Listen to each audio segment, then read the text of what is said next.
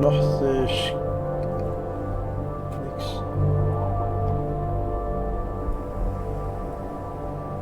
Der Stream sollte an sein.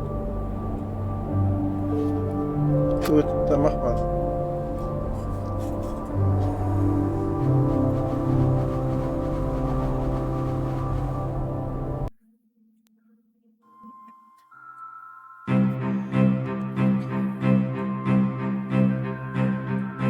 One of the things I think a lot of people need to understand is we aren't a museum piece. The Inupiaq people are a living people and a living culture. Even though we're in northern Alaska, which covers this vast area from Nome all the way over the Canadian border, is that there is this extreme value of interconnectedness and interdependence. It's a hunting society, a gathering society from thousands of years. This is what creates our culture.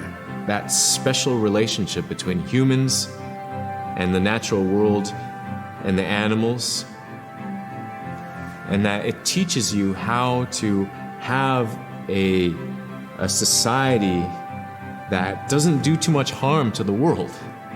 Love and respect for nature, for one another, for our elders. Very, very fundamental value, key to life. Our values are something that bind us all. The importance of sharing with one another, the importance of spirituality, and the connection to the land, our traditions, how we hunt, sharing of stories and songs and dances. I'm Inupiaq. I'm from the Arctic Ocean. I am Inupiaq. It's very important to me. It's who I am as a person. And we're very proud of who we are, and we want to continue that.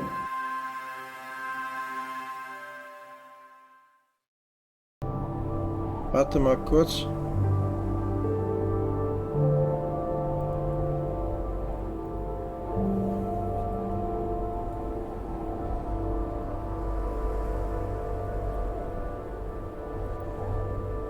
Okay, weiter.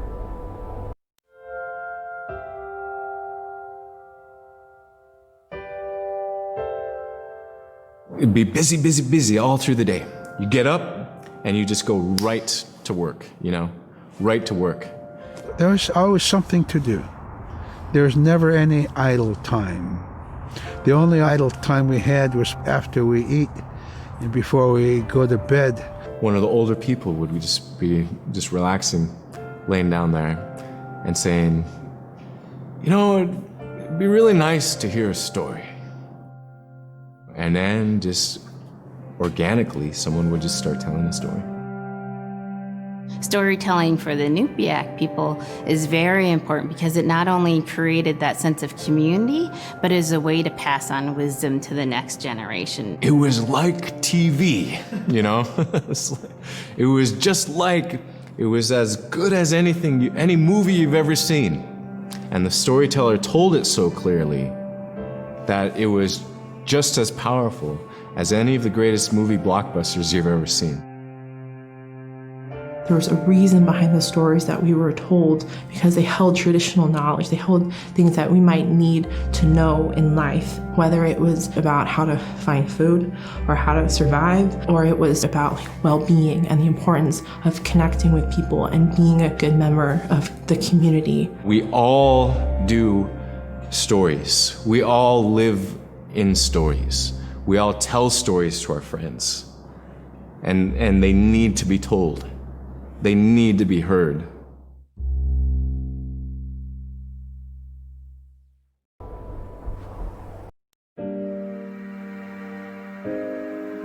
So scrimshaw is this really beautiful method of art that's done either on baleen or ivory. And traditionally it was used to tell stories.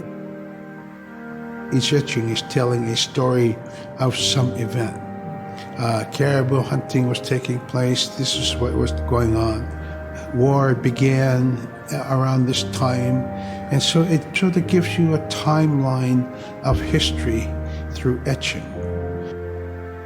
An elder or the person who carved it would literally be able to read the scrimshaw story. They're like reading a book, in a way. A lot of the storytelling traditions would be things that after the storytelling was done, we'd just rely on the next person telling it. And so scrimshaw is a very important way for Alaskan Native people to record their history.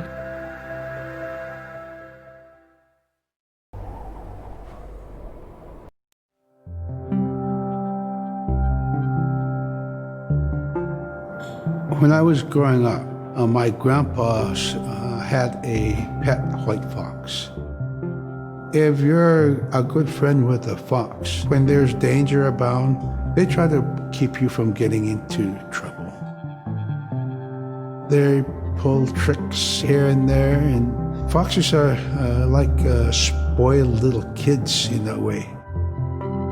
When you let her out, she'd go prancing out in the snow, jumping in the air. I know she was happy then.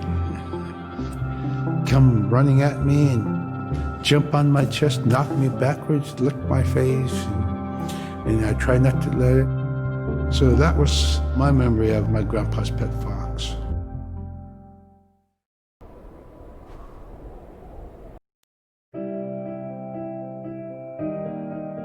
Caribou it provided for us in many ways. Our clothing in those days was made of all caribou skin. I grew up wearing caribou pants, mittens, caribou skin mattress, blankets. Some people had boots that were made with wolf leggings, sealskin sole bottoms. Baleen was shaved to make insoles. They kept us quite dry and warm as well. But the caribou skin clothing was the best. We would get as many yearlings as we could for our outer clothing. And for a heavy winter, we would get caribou in February or March because the hair was the longest and the skin was the thickest, and we would use those for our winter gear. With that stuff on, you could sleep outside in 50 below and it wouldn't bother you a bit.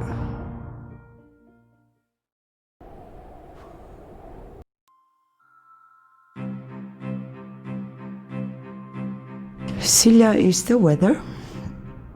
It also means the atmosphere. Here's the nuna, or the land. And it's anything from the land into the moon, the sun, the stars. That's Silla.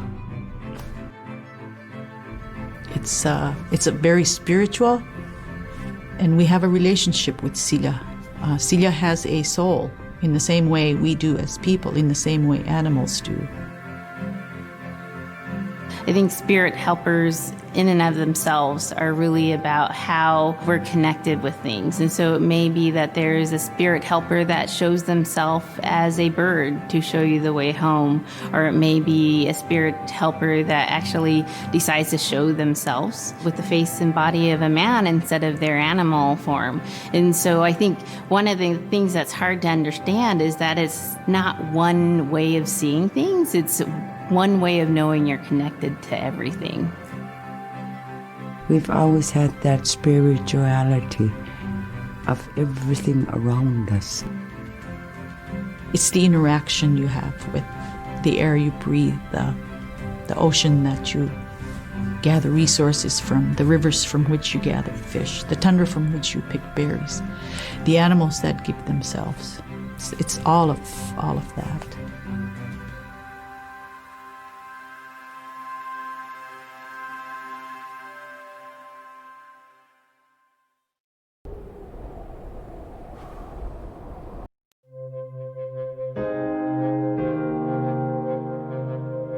In the winter, when we were traveling, we didn't build sod houses, we built snow houses. In Canada, they call them igloo, but here in Alaska, we call them apuyak. We'd do a day of travel, and then we'd make a apuyak. The next day, my father would set traps, spend the day there, rest the dogs, give them something to eat, and then the following day, we continued to the next place. We'd go to my dad's sister, who had a house at Dubaruk. They had a small sod house over there. We didn't have to do anything. We just visit with them, and my dad and my sister were glad to see each other, and they'd talk away while us kids played outside or go to sleep. By the time we get back to our home, my father would leave us with our aunt or with my grandmother. And then he started on his trips and go check his trap line. We were not into 8 to 5 kind of time, you know. We're in a totally different kind. We're in ecological time.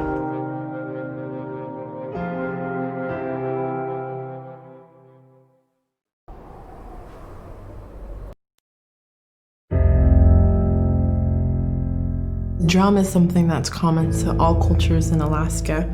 All cultures have a drum that may have some stylistic differences or differences in the materials that it's made, but it's still a recognition of life and vitality. And the drum mirrors the heartbeat.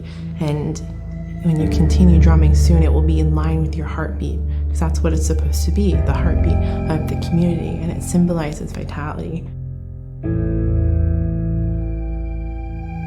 And it's the most tremendous feeling to be in a room and to have one long row of all the drummers and to have that feeling of unity, everyone beating in harmony, the drum beat in unison. It's the most beautiful feeling.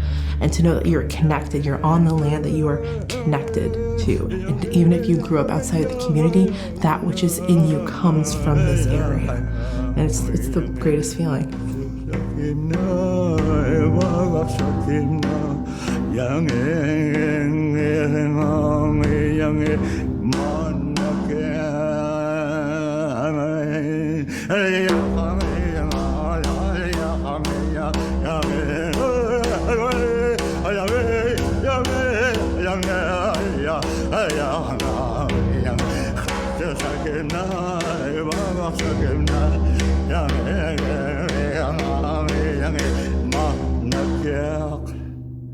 Man, I went at it and look what happens.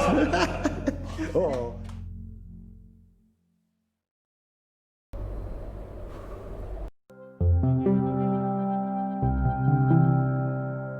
They're just like other people.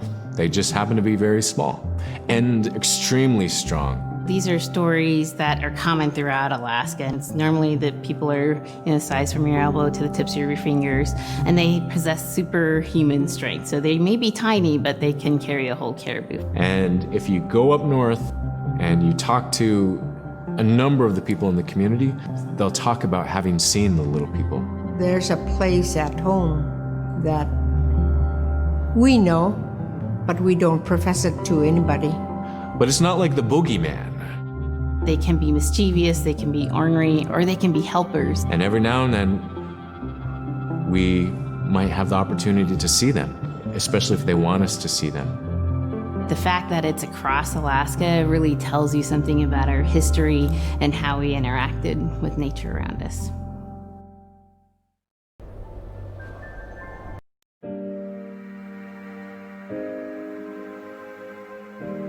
The bola is what we call kilamitan. And the kilamitan is made out of braided sinew tied out to some heavy bone which you could twirl. In my case, we're catching ducks. When we're out whaling, sometimes the ducks start flying. And they're good for duck hunting. You know, if you're a whaling crew, you can't make too much noise, so you can't use a shotgun for getting some duck soup handy, you know? So bola was a really handy weapon to use for catching ducks. You know, the ducks fly in, you throw it up and tangles up the bird, down they go.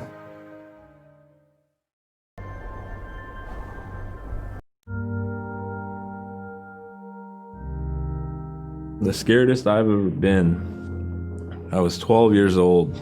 We floated out on a piece of ice while we were duck hunting. It was a bluebird day, just clear blue skies. And there was 3 of us, myself, my brother, and my dad. Next thing you know, we see this dark shadow on the ice. We look and it goes behind us. So we all jumped up, startled, and my dad, he started running. We got back to the ridge there. The ice had fractured, cracked, and broke off, and we were floating away. We were drifting. It was close enough to where my dad would have made it. He stopped and he thought about throwing us across, and If one of us was on the other side, we would be split up. So he stopped, and he just so happened to have a cell phone on him. 911 didn't pick up. That's the worst feeling in the world right there. 911 did not pick up. So he left a message because they record their calls. Once he had relayed that information, his cell phone died. That was the scariest moment I've ever had in my life. We were floating away and I thought we were left for dead. He kept calm during this situation. He's bringing out everything positive in this case. You know, I'm crying, my brother's freaking out. It went from clear blue to dense fog. Within a couple hours, we heard the chopper flying around, so they must have gotten our message. We thought we were saved, and then the chopper sound went away. So we lit some of the sled on fire. It's plastic. We thought black smoke in the fog would create some kind of marker. Chopper pilot had mentioned when we got rescued, you could see a glow in the fog, and he slowed down there, and sure enough, as soon as he slowed down, we got within visual. That was definitely the scariest moment of my life, was floating away and not knowing what the outcome was going to be.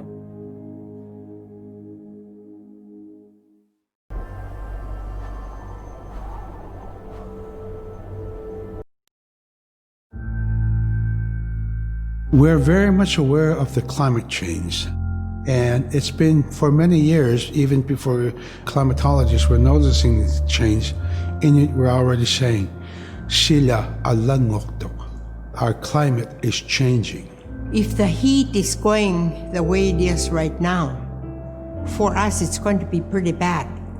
Different birds are coming, and they're coming earlier, and sometimes rain is more than what we want, because when there's more rain, we know it's going to melt the permafrost. In my time as a young whaler, when I was 9 years old, we're hunting from ice that was about 25 feet thick. And there was giant icebergs already floating, coming by. That was the first signs of a changing climate. Ice that never broke before was now moving. Now, here it is 50 years later, we're hunting whale from ice that's 18 inches thick. There's no more thick ice. It's creating a malfunction in our whaling season, is what it is. Actually, more than that, all seasons in general. I think we are more scientists than more people will realize. We have more knowledge of those things than people will ever know.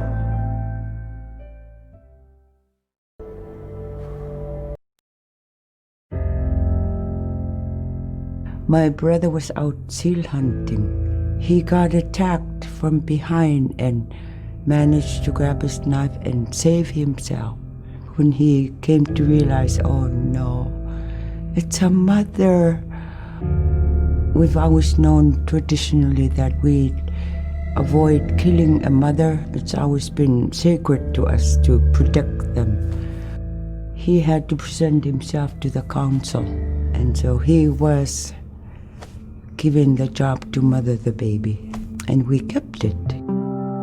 It got so big, it went over the barricade one day and got to the dog food, and that was an indication that, brother better go teach it how to survive on its own. So he did. I really got attached to the bear because I more or less grew up with it. And some days when brother took him walking, once in a great while he'd put me on the bear and I would ride on it like a horse. I was just happiest little girl in the world.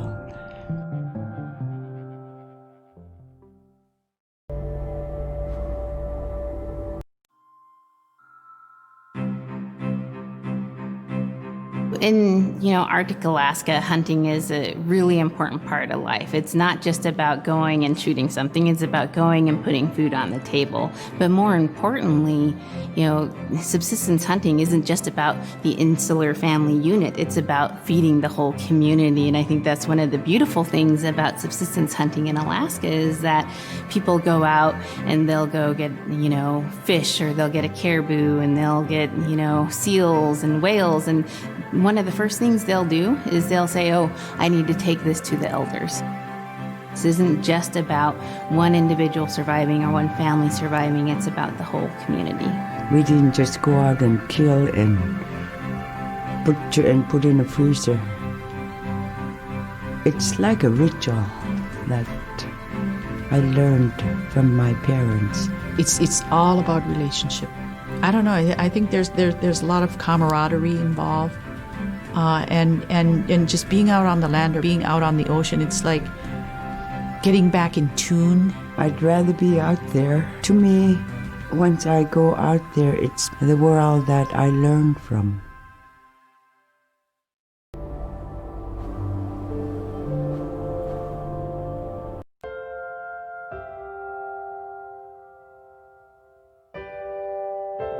Now we spend all our time out in nature. You get very intimate with the world. And over time, if you're living that life, you start to sense that everything has a spirit. There's a consciousness in everything. Everything is alive. If everything is alive, then we want to respect it.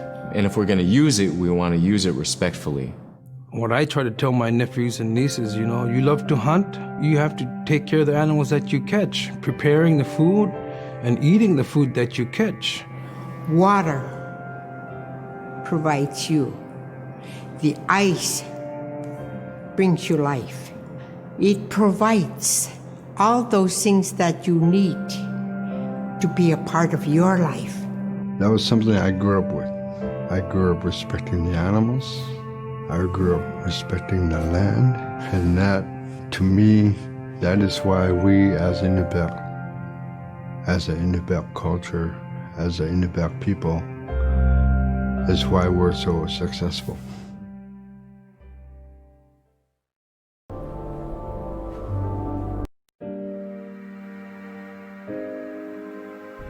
I think most central to the ideology of the Inupiat is the idea of sharing. Being able to feed the community, feed others. That's why we hunt. In the old days, that's what you needed to survive, The sharing is important because it's how the community survives together collectively. We just give. That's how I grew up. That's the way I'm always going to be. Because of who we are, we always think about other people first. If our people didn't share in the old days, we wouldn't have survived in this harsh, climate, environment.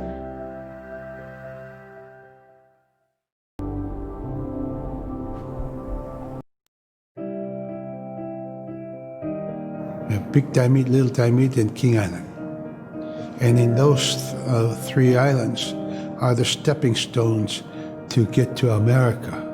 So King Island is this absolutely beautiful place off the coast of Alaska. And if you can imagine being on this really kind of rocky island that kind of shoots up from the water to these cliffs. And then all of a sudden you see these stilts, and then you look up and there are these houses. They were built on the cliff up high because of the ice.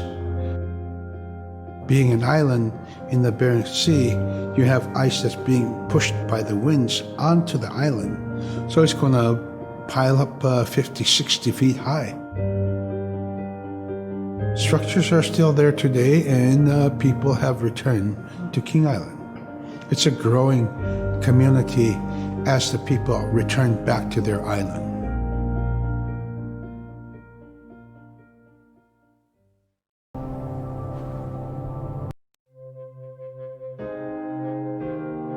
When I was young, my mom, whenever the Northern Lights came out, she'd just whistle. boy, they come alive. Just keep whistling and that aurora will, just like, you can almost hear it. And then she explained to me a little bit later that those are children, and children who've passed away when they were children. You don't want to draw them in too much, is what she said, because then they could play football with your head, play Eskimo football, and that's what they want to do. They're always playing, those children up there. Don't play out without your hood on. If you don't have your hood on, the aurora person is going to come down and chop your head off and play ball with your head. It wasn't like they were trying to do bad, or it was like a scary story or anything like that. It was just, that's how it was, that's what it was.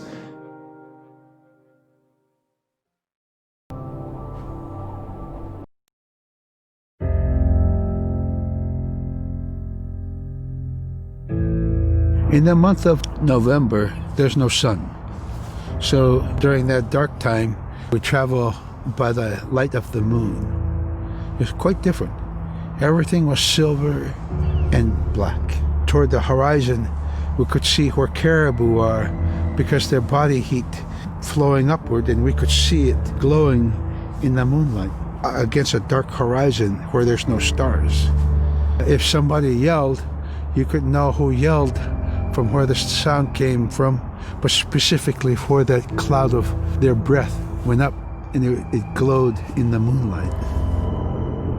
So that was a good time to travel. It was very surrealistic. And so things that were dark objects looked very close, and white objects looked very far.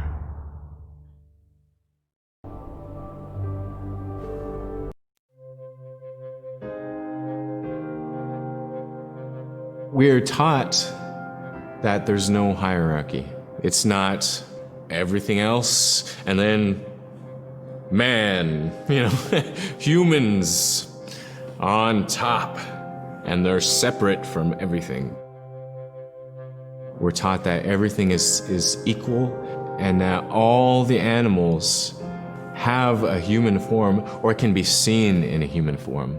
And so they have just as much or more intelligence, in fact, have a lot to teach people.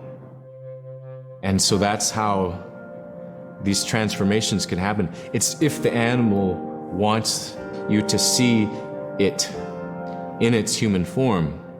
There's a story where a man comes up to an ice hole and then realizes there's another man in his parka that's got stuck in the net, and is just stuck like that. Oh, can you let me out? Please help me, And so then he lets the man out, but then realizes that was actually a seal. That was a seal man. And just because that seal wanted that help, that seal allowed itself to be seen in human form.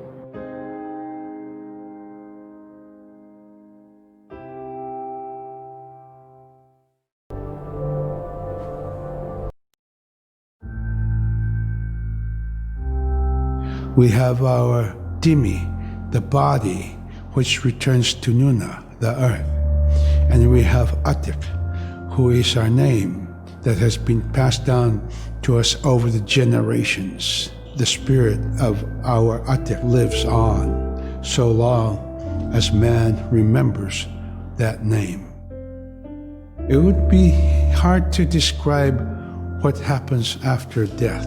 The feeling is that when our Anik returns to Sila, then that may be reborn if the name is passed on to a new child who can then retain some of the memories of the original name. And so it's not uncommon for grown-ups or adults to meet a child who has the same name maybe as their grandmother and say, "Hi, Aka," which means grandma, "Hi, Appa," or "Hi, little mom," or "Hi, little dad," because it's the traditional belief that the soul, is continuing on. Humans are renewed and replenished over time. just like our plants. Every year, flowers are born and bloom, and they die. Next year, they are born again.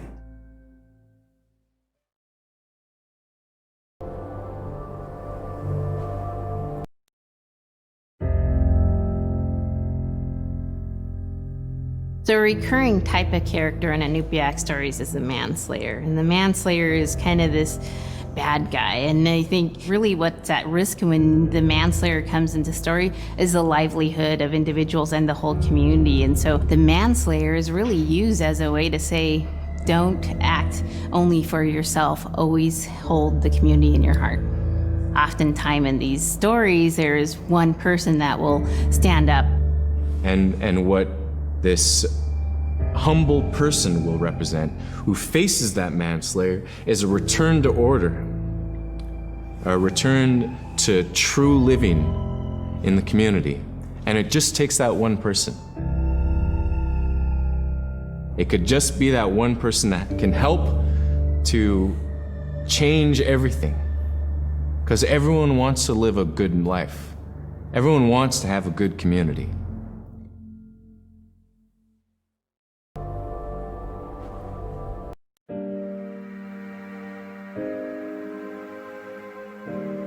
With regard to the environment, the blizzards have been one of the key elements that have impacted the survival of people, especially in the hard winter. We know a blizzard is coming when the moon is starting to get fuzzy. We also look at the stars. When the stars are twinkling fast, we know a storm is approaching.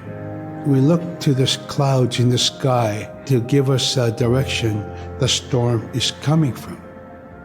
We learn these as children by observing weather on a daily basis.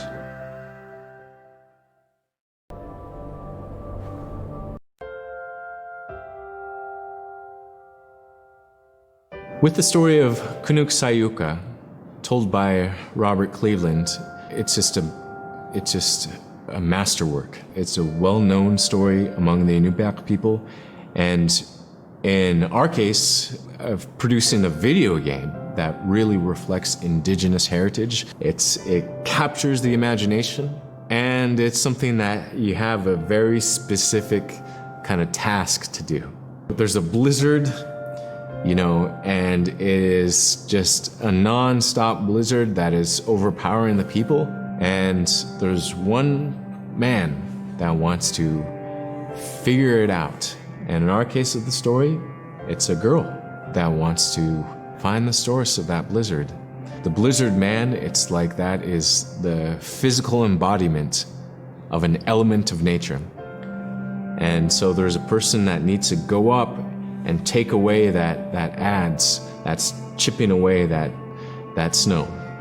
In that community, the person least expected is the one who stands up and makes the difference.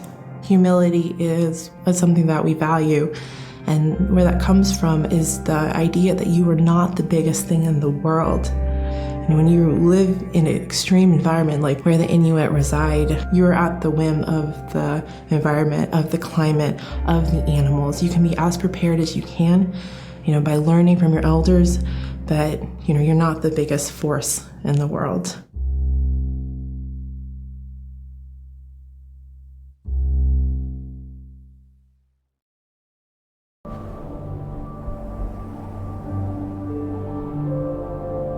Cool, das war jetzt der Nachspann.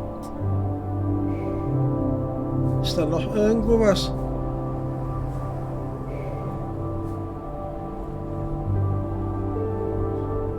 Soll ich das anmachen?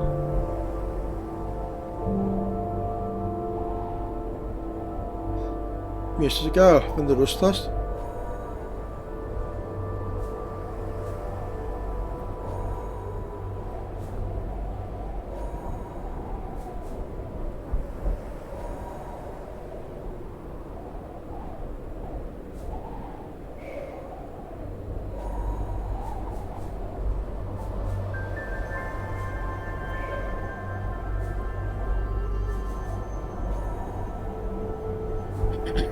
Bin mal gespannt, was da kommt.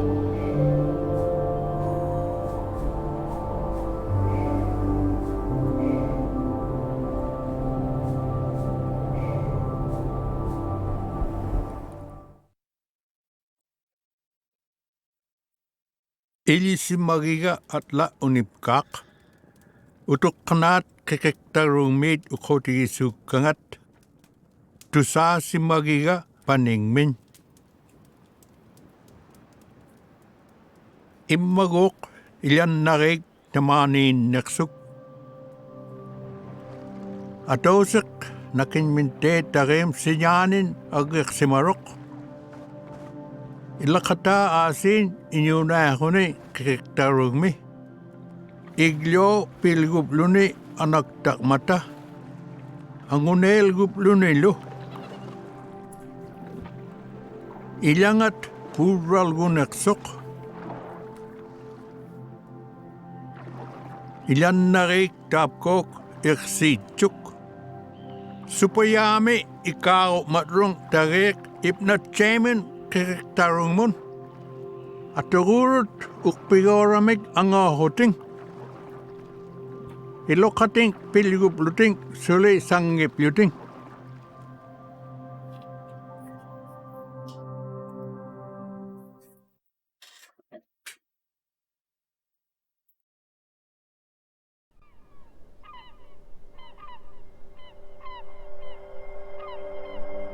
Ukeg Rome inyuna kahoting. Inuit aniraktut ivrilegora mignin. Kenyarik samun upengakratmun. Upengakratman supayak magaktok.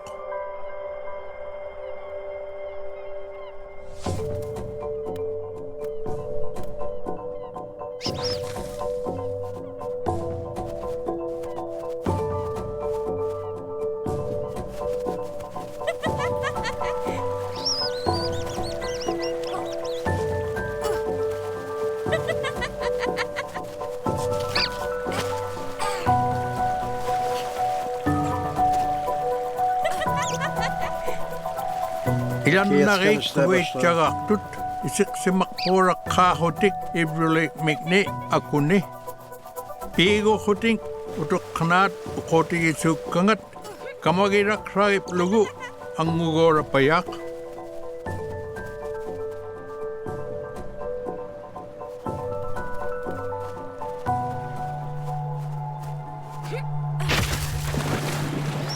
Sagwam asi olo tip lugu aving ngorak.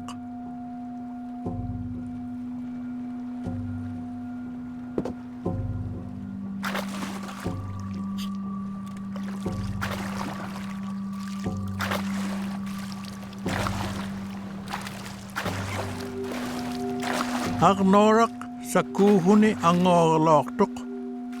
Aglan aving ngorak ayuaniktuk ilingiknin.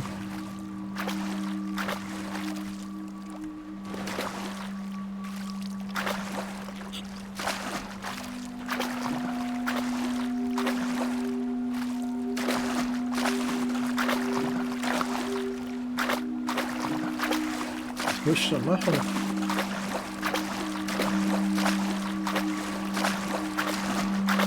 Ach, da hinten ist, im Wasser ist was.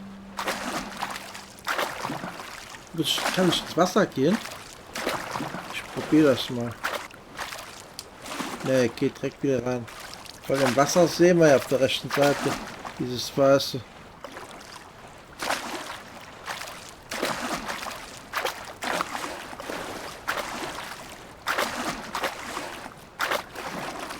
Seltsam.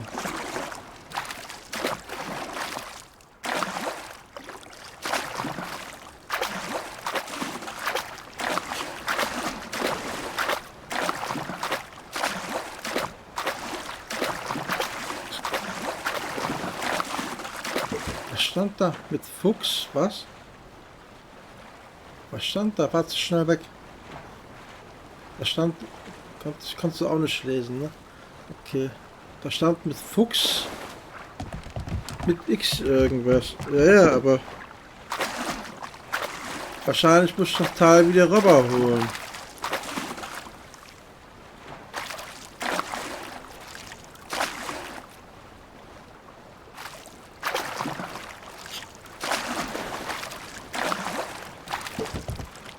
Ich drück dauernd X, aber passiert nichts.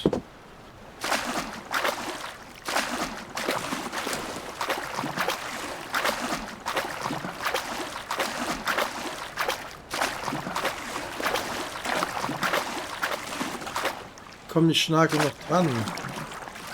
Und damit ich das drüber ziehen kann.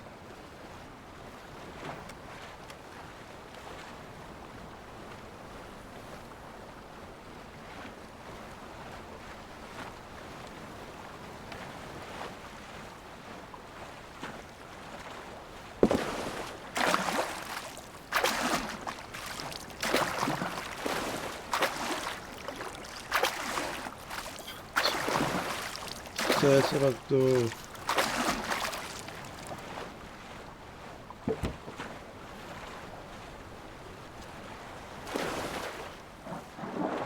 Ah. Ach so, ich kann tauchen.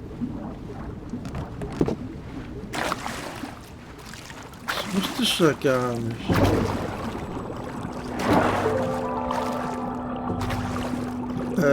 Jetzt bist du weg, aber...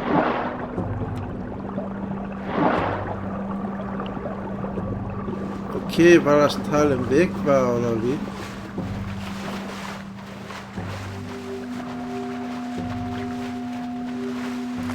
Okay, jetzt habe ich verstanden. Ich dachte, ich darf das Wasser nicht berühren. Ich wusste gar nicht, dass das... warum gehst du ins Wasser?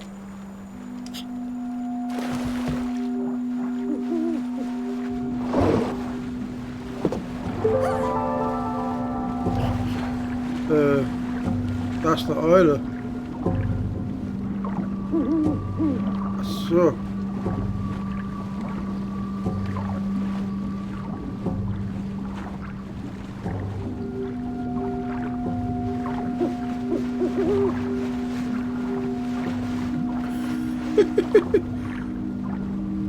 Also. Vielleicht unten drunter.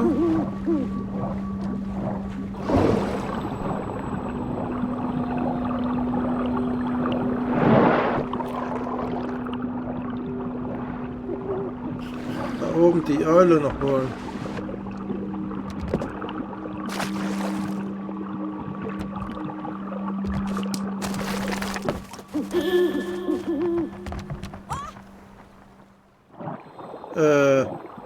Ja, jetzt ist das Boot wieder auf der anderen Seite.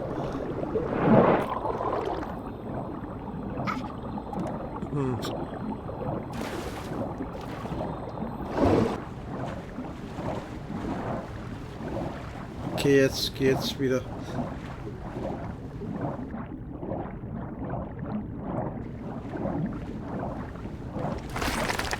Dann können wir beide ins Wasser.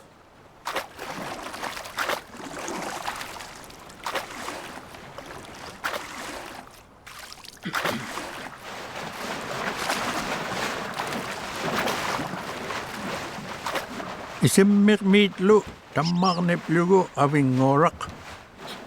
Kinyagaat tavrani sikumqaangani.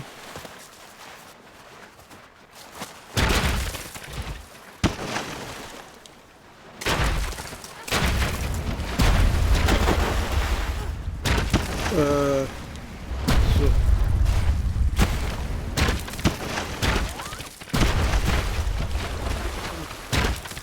Kayo tiksaaloogat. Aglaan avingoraq iksiveitjuni qimagtoq. Jeder tauchen. Doch, da ist was.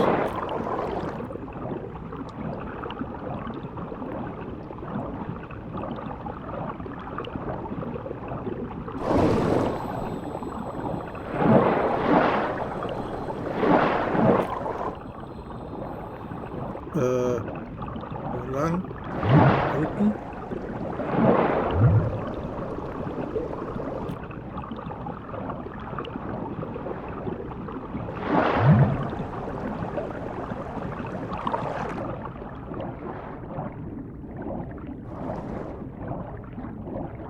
Arnoraglu kayoktuklu emir minnersuk.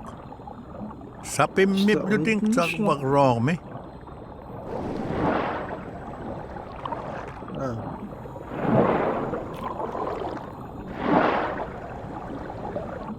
Da oben ist nichts mehr. Warte, ich muss das noch. Ja, warte, ich war.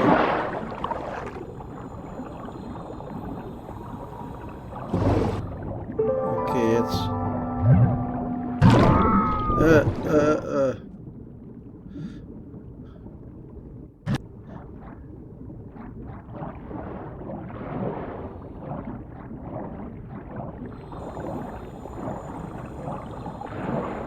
So, wir müssen nicht dahin, pass auf.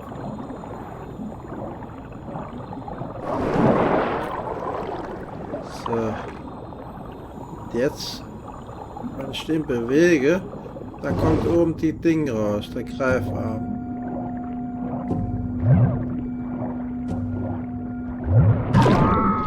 Nee. Vielleicht von der anderen Seite lang. Links, von der linken Seite.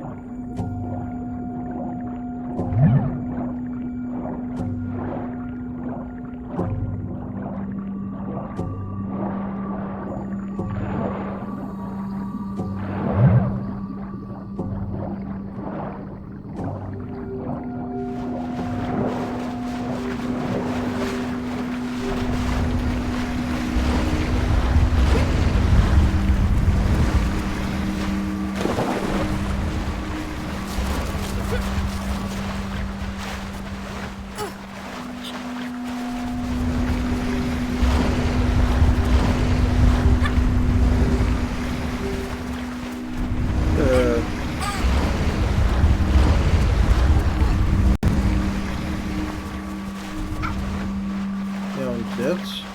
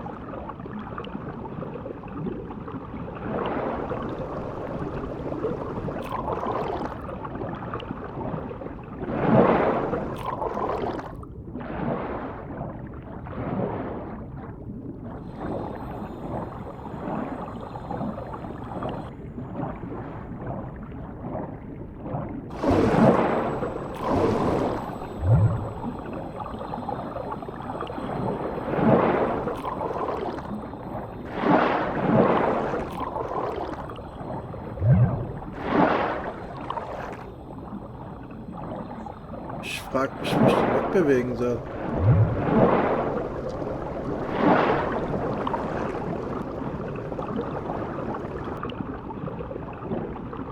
Oder gar nicht. Nee.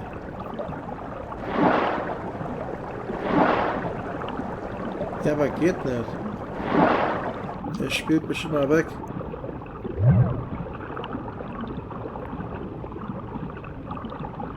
Schnell rangehe, gehe ich kaputt.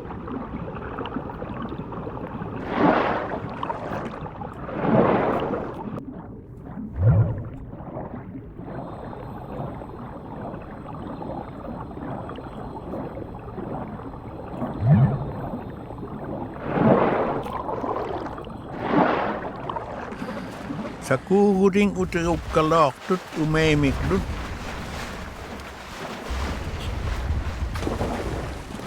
Iyangat ikayutik sangat sakveksok. At sutikip lugu annek sutik sangat nek. Doch.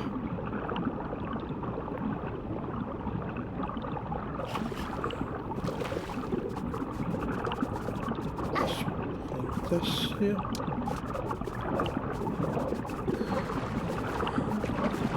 Objekt aufheben. Das musst du machen.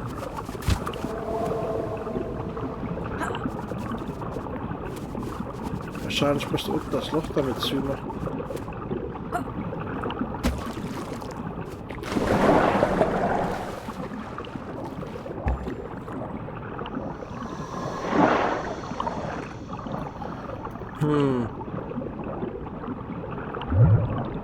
Vielleicht nochmal. Also der hat noch so ein Objekt in der Hand.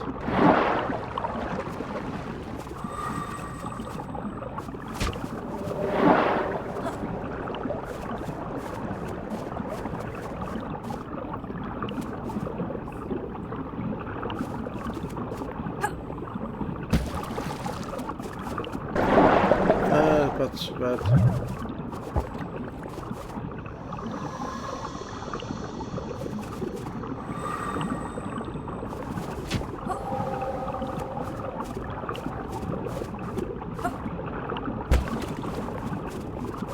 Ja, sieht gut aus. Gut.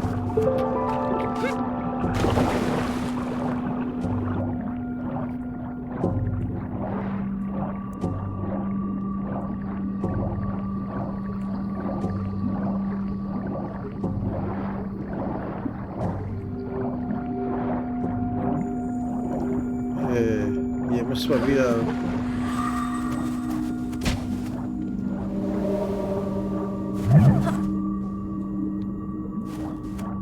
Ich glaube, das hier wegmachen, oder?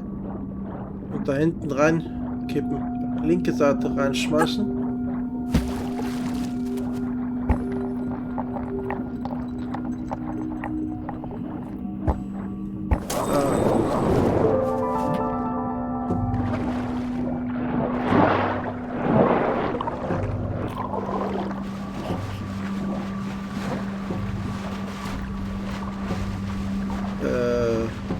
So.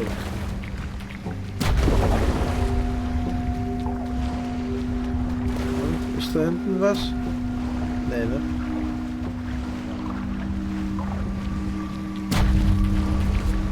Ups, das war knapp daneben.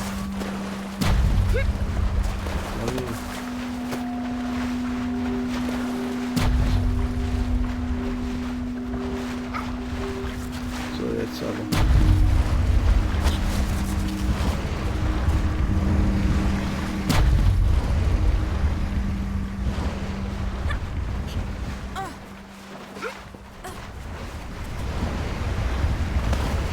Oh, Eule oben.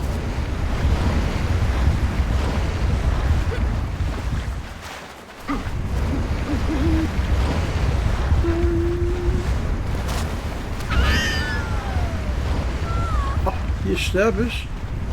Okay.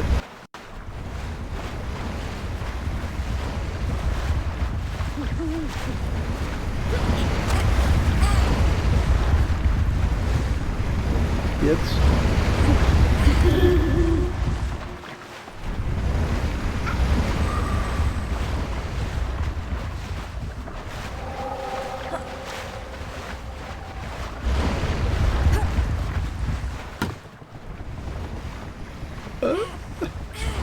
Wolltest du nicht mitfahren?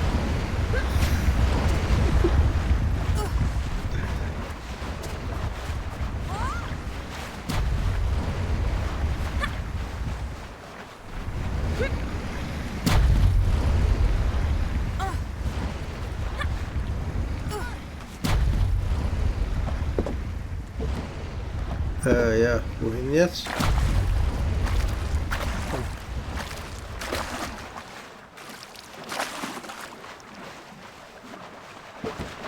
Nalup kisuhutik pakai cek kisip magan awing ngorak.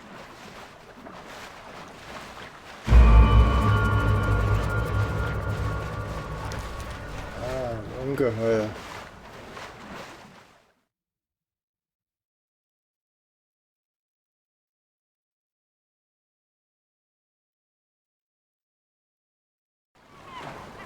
Yan narik kimahuting dari rormin. Ilit churip luting asin daw tampangan eh.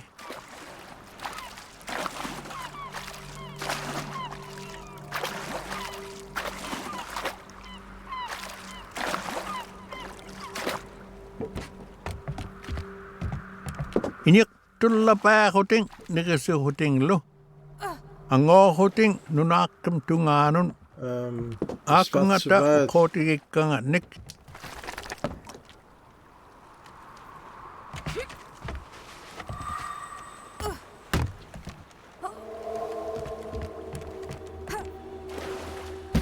Ach, das war zu weit.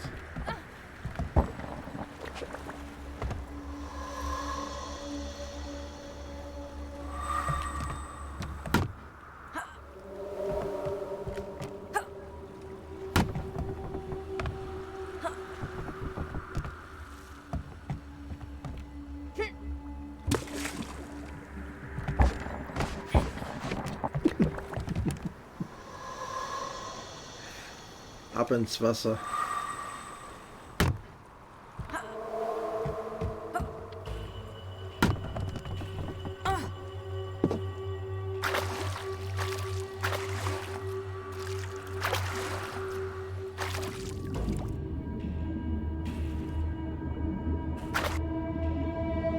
Okay, ab ins Wasser.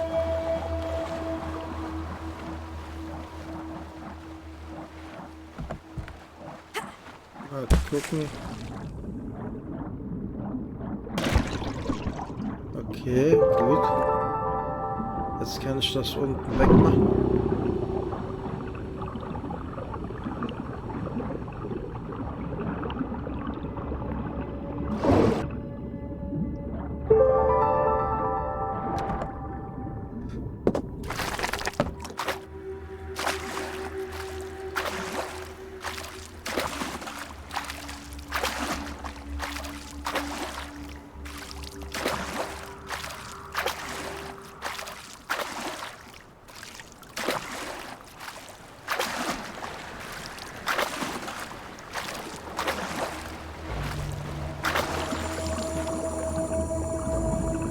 Okay, da müssen wir wiederholen.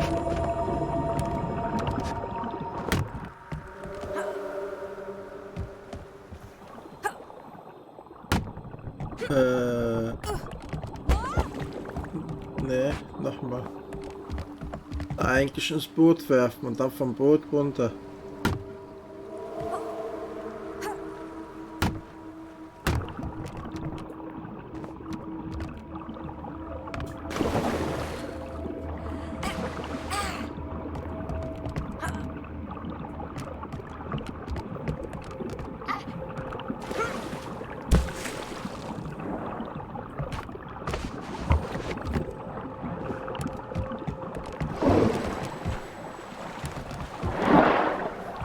Ich glaube, ich musste erst die Strömung ändern, bevor du...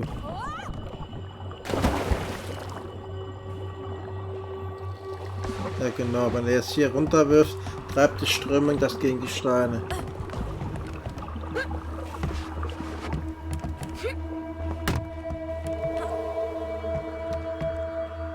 Kannst du ins Boot springen und das Ding in der Hand halten?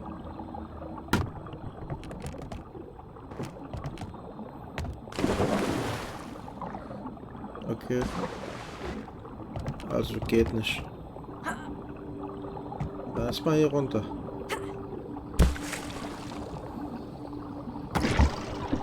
Gut.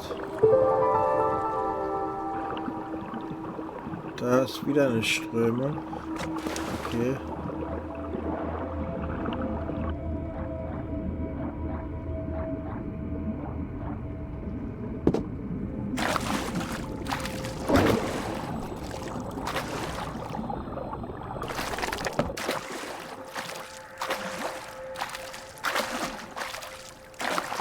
Ilannareik seinjaktuk argut mun notam kungani. Ismaaluk seinjahutin.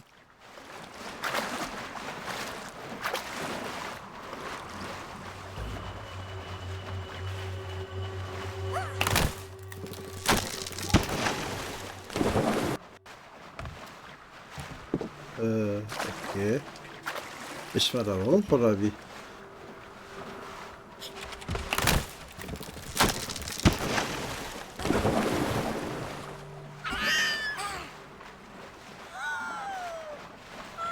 Hä?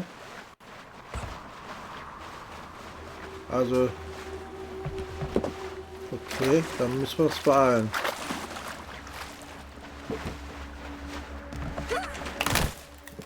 Oh, du bist aber jetzt...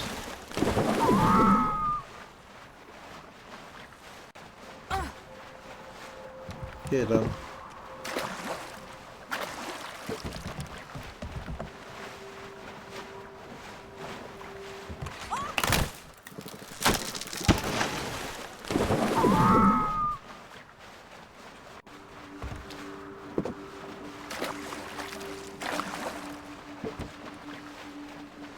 Und hoch.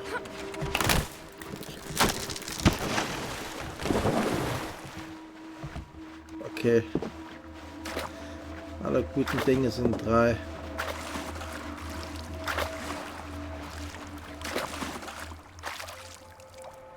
Da ist wieder was unten. Kapek pangarut duna kemun tikit mata inyuek somun. Kiwi romun kumun.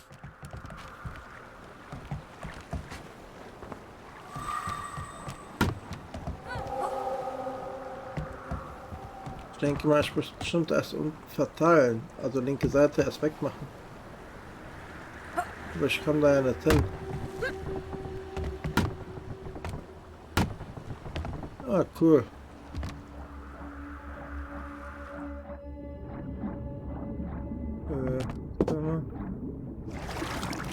Komm. Ich häng fest an der Ecke.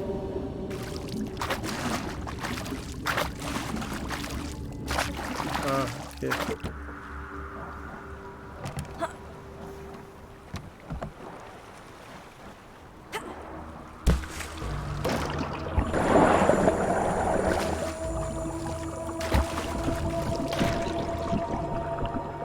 Shit. Das steht noch ändern.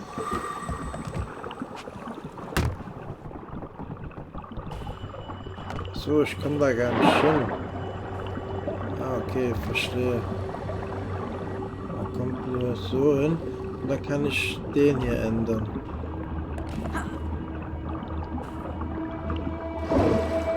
Ah, gut, jetzt möchte ich gehen. Jetzt bin ich hier gefangen.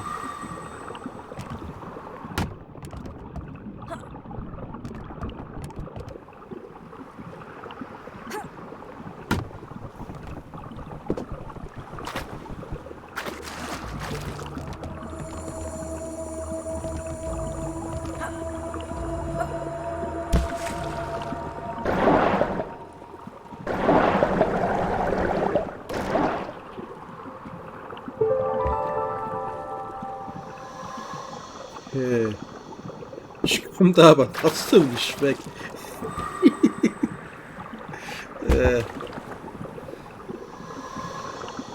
Ja, aber ich komme da nicht weg. Ich häng da fest irgendwie.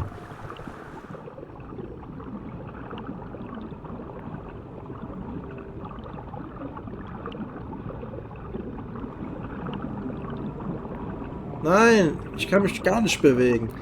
Der hängt da genau zwischen fest und geht gar nichts. Vielleicht kannst du mir helfen irgendwie.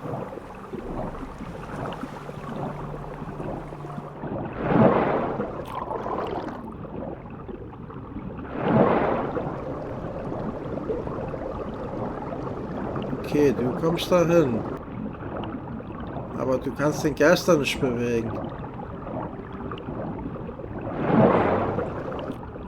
Das ist bestimmt irgendwo ein Bug hier.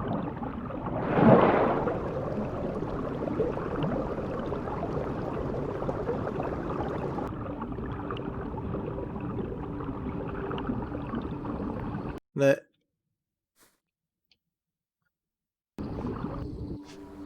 Ich komme da nicht weg. Ah, gut. Dann nochmal.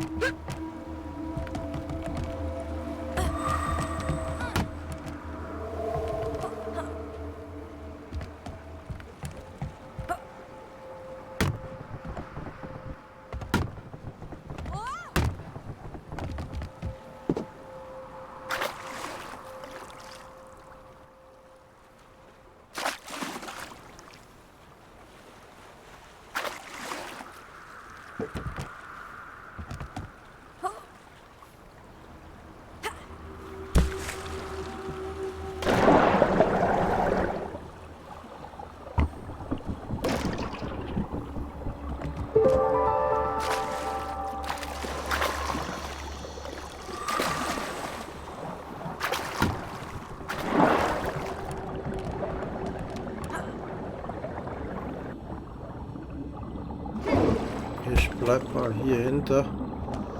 Nicht, dass ich da jetzt irgendwie wieder festbacke. Ich schwimme mal von unten ran. Oder? Geht das? Nee, geht nicht. Ach, Mist.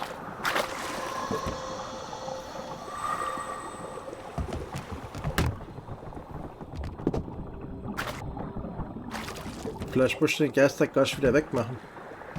Wenn der Stein dagegen war.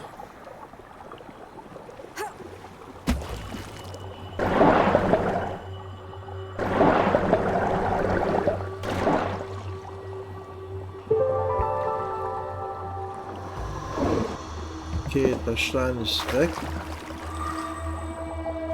Aber wie kommt denn der Stein dann unten hin, wo er hin soll?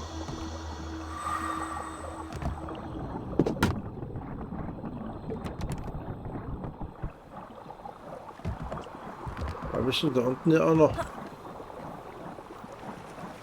Warte mal, oder ich tue den.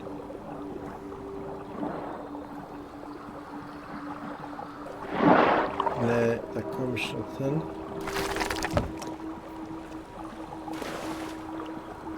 Und hier verstellen. Nee, bewegt sich auch nicht.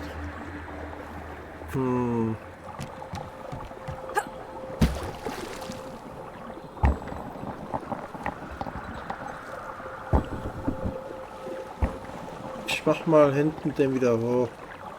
Vielleicht.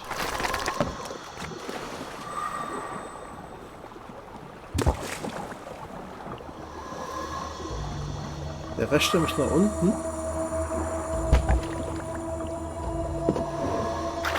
Ah! Okay, gut. Jetzt haben wir es. Stimmt.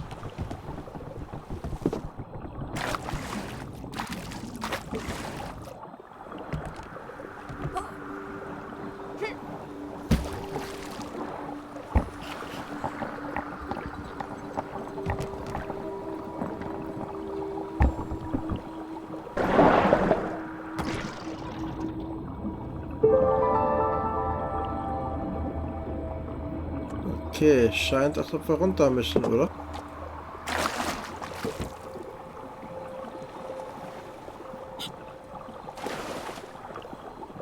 Ich? Komm.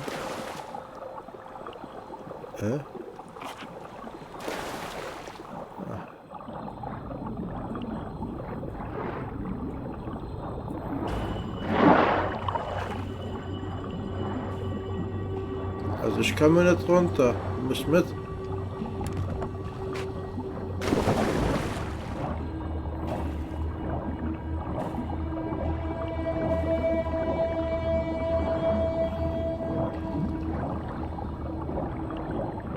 Okay. Was willst du machen?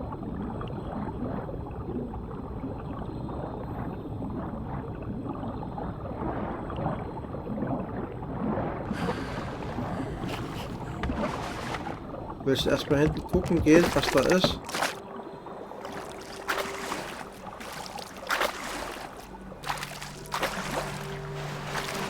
Ja, hier haben wir Gegenströmung, das heißt, wir kommen hier nicht weiter. Siehst du? Ne, da musste ich hoch, ne? Ups.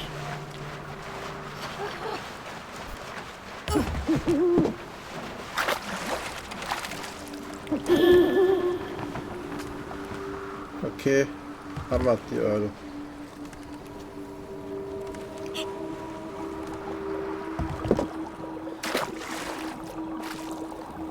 Ja, gut gesehen. Du hast gehört, ne?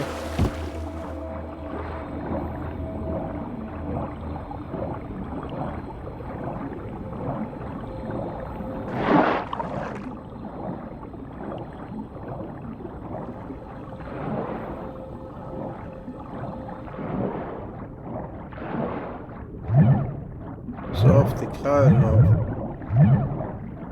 Aber nicht erst rechts gucken, was da ist. Das ist Monster.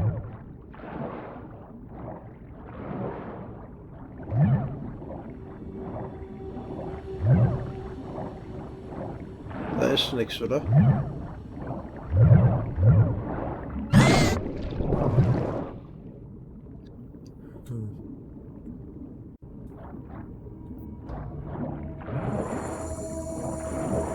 Erst hier in der Ecke. Hier war doch nichts.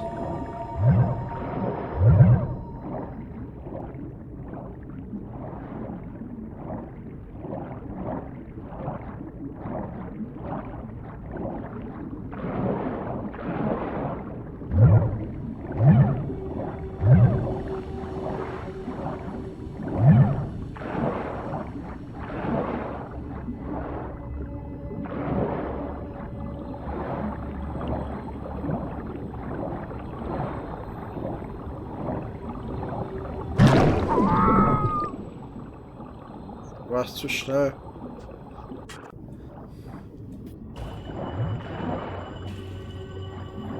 Ich muss das erst hier unten. Dass die Kralle da weggeht. So, jetzt.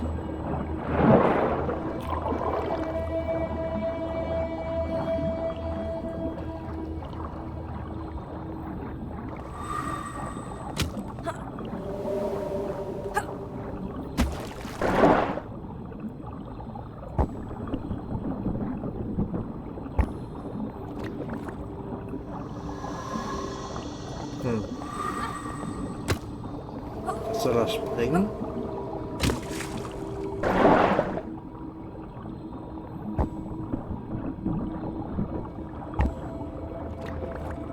Du meinst jetzt, wenn du geworfen hast? Okay, mach ich. Dann werf. Dann lenke ich um, wenn er einmal... Okay, gut.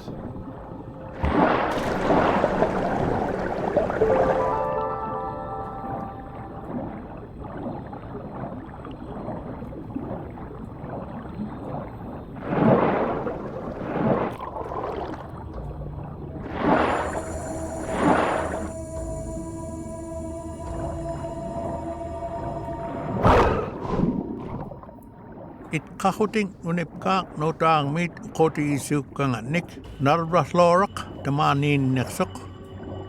Abingakpak in neksok narvame supaya kasi tikit chok narvamon negip lugu.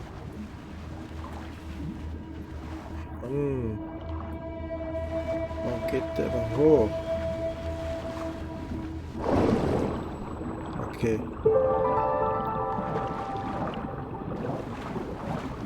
Wo ist unser Boot?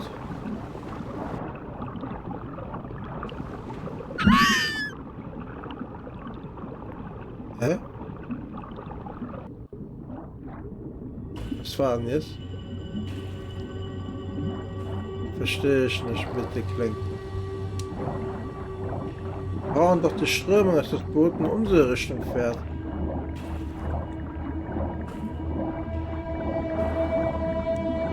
Die Strömung muss das hier unten sein. Dass dann die Krallen da weg sind.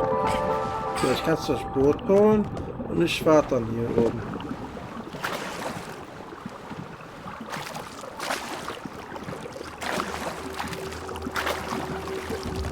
Geht das nicht?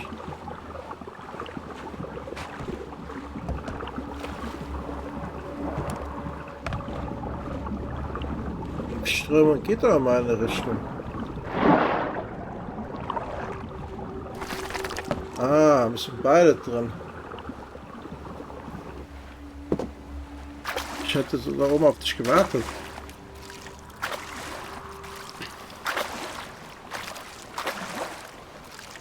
Ilan narik ilisamaruk anguyang itparung awing ngakpak no tang mit iksisenyang nagat.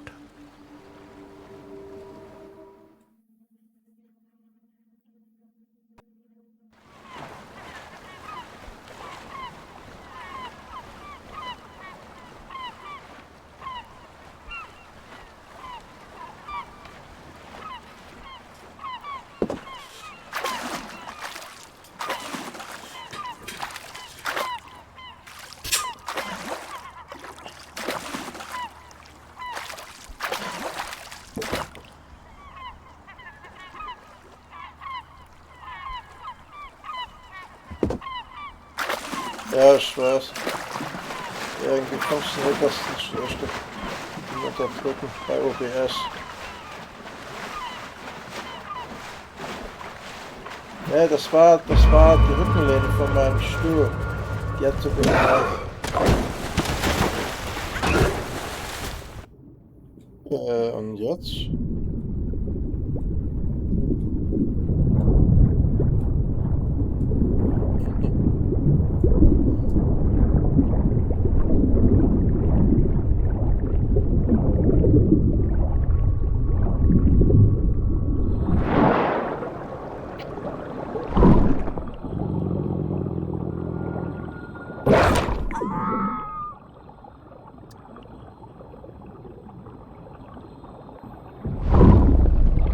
Ja, nu?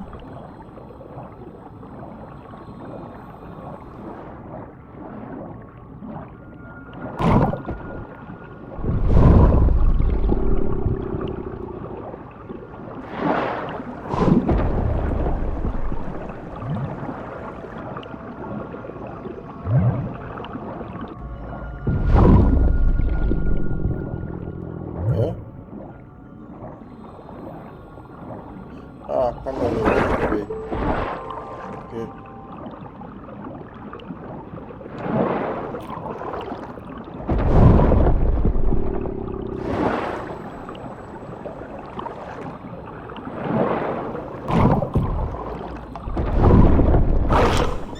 Ach, hab ich gar nicht gesehen. Muss ich oben die Kugel holen.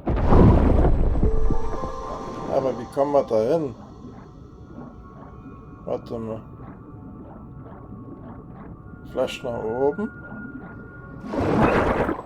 Ah, nach oben geht. Ja,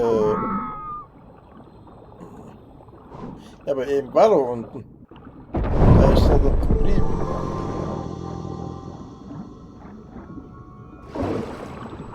Und das da. Achso, musst du hinten hin und rüber springen, oder?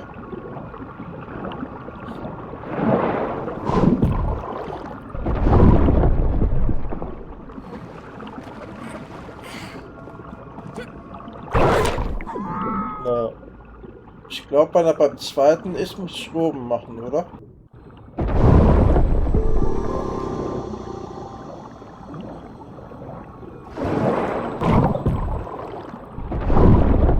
Wenn er da ist mal schon. Nee.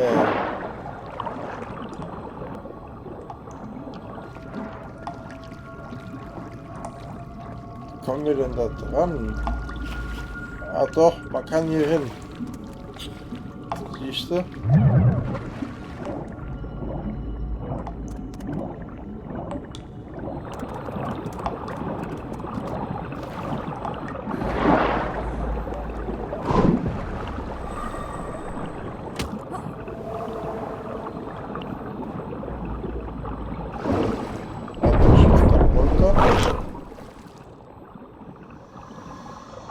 Okay, hat dem nichts ausgemacht. Ja, dann machst du wieder hoch. Ach nee.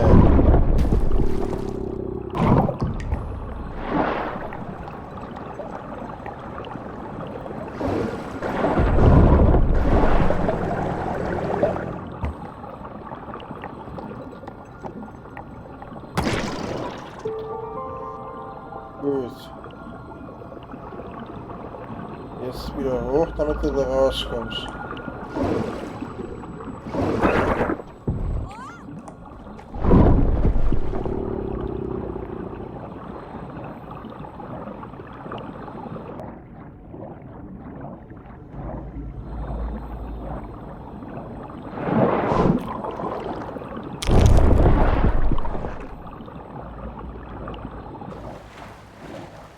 Oh, da unten oben ist er wieder.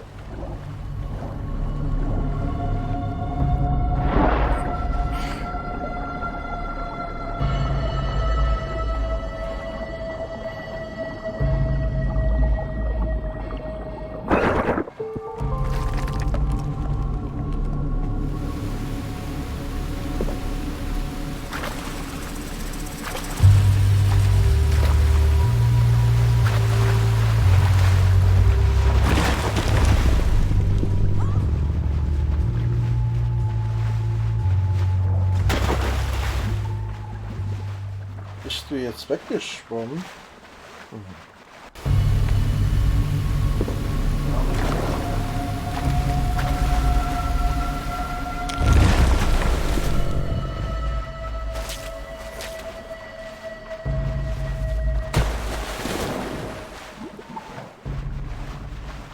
Okay, du musst springen, ne?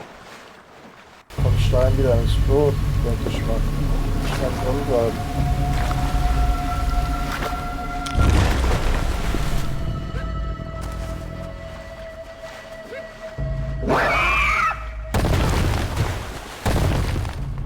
Gut. Pubral gurom, ala pisak lo awing akpak.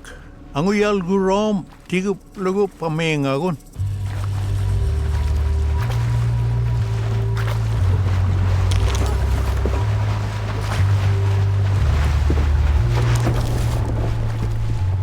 Okay, ich gehe ins Wasser. Da ist irgendwer.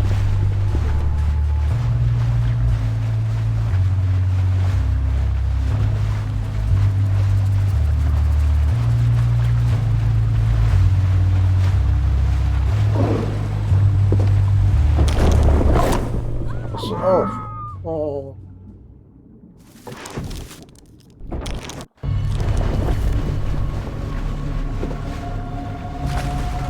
Vielleicht auf den Felsen drauf. Solange wie ich im Wasser bin.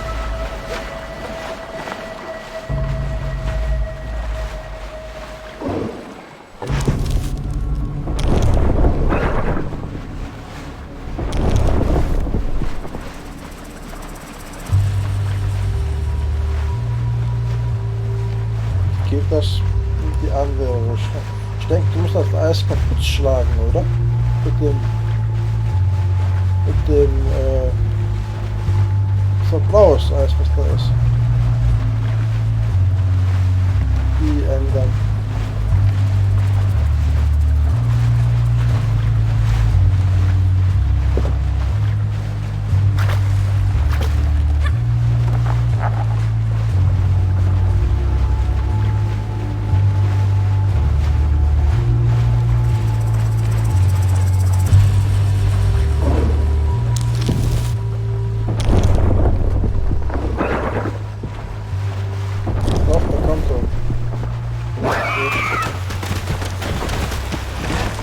Ich verstehe, wie gemeint.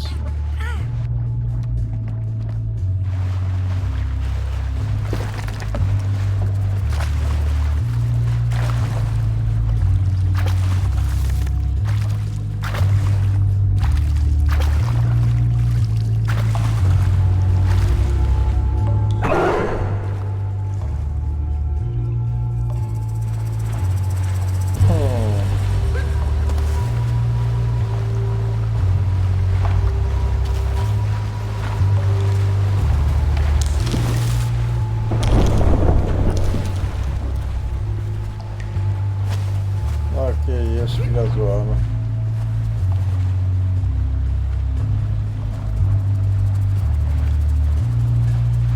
Ich muss hier einen Stein drauf werfen. Da ist wieder so.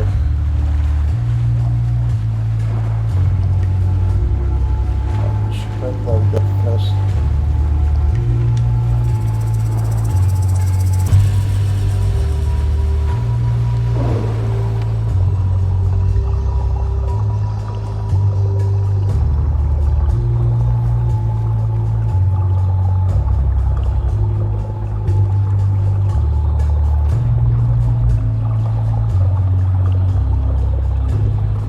Ich komme nicht weg da. Du bist zu weit oben. Ich häng da fest irgendwie.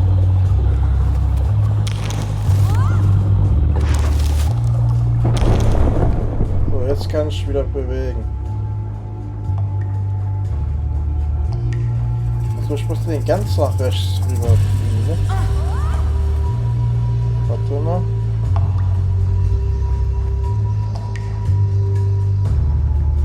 Okay, verstehe.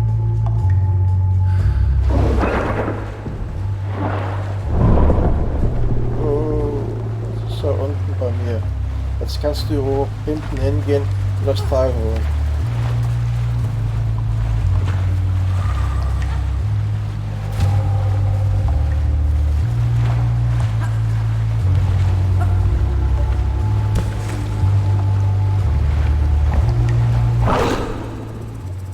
ist das?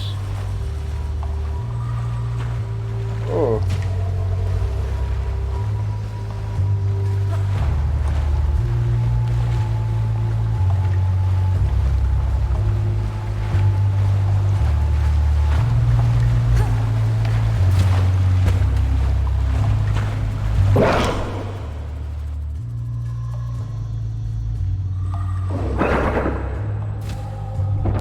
Okay. Jetzt kannst du. Ne, jetzt ist das oben. Oh. Und jetzt? Jetzt ist das Boot drüben.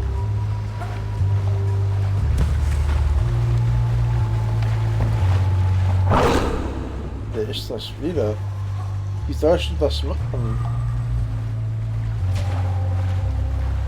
Wie schneller sein?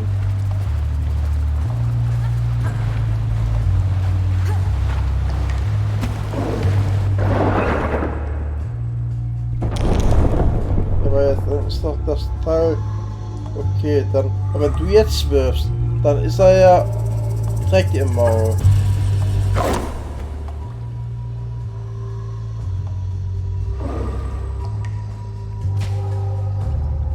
Ist er jetzt so?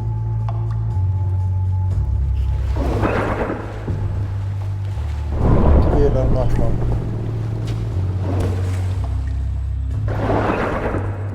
Ja, aber dann platzt das aber auch weg, den Stein.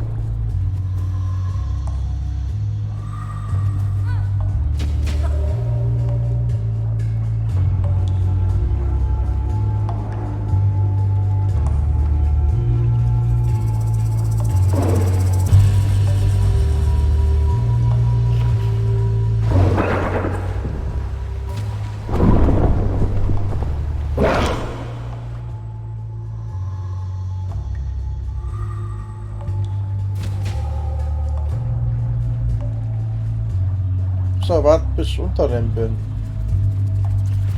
Aber das dauert eine Weile, bis der reagiert. Okay.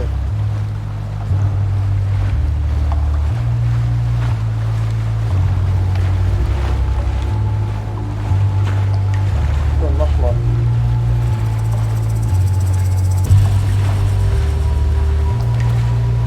Der ist da oben.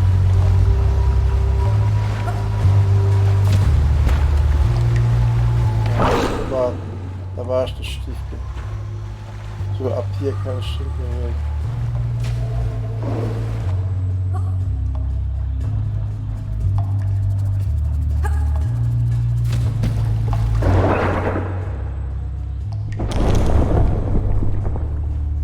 Ich verstehe das nicht.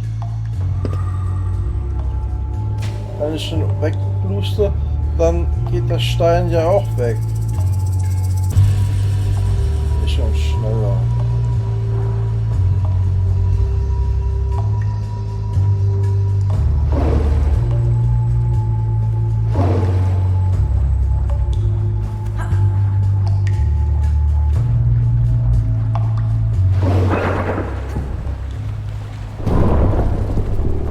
Ja, das war ja wohl nichts. Ich musste ja erstmal hier Position gehen.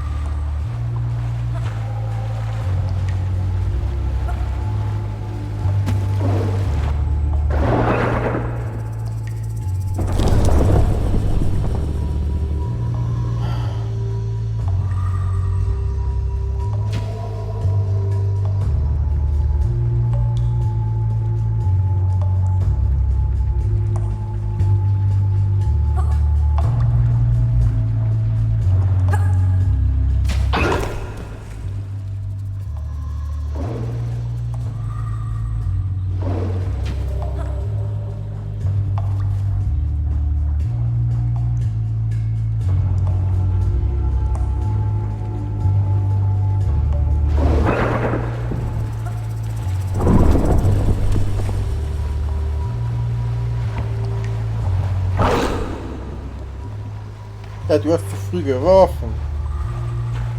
Ja, aber ich musste da erstmal schon mal hier was runterkriegen. Okay. Jetzt gehen. Ja.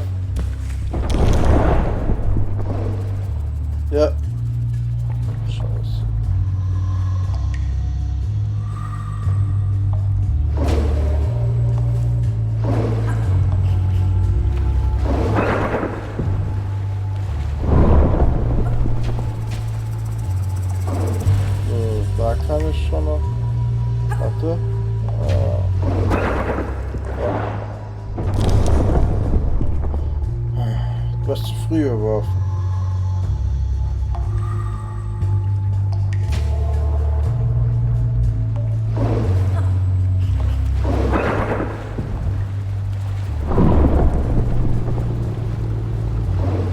So, da kann ich dann hin. Und jetzt muss ich warten, bis er... Okay, jetzt...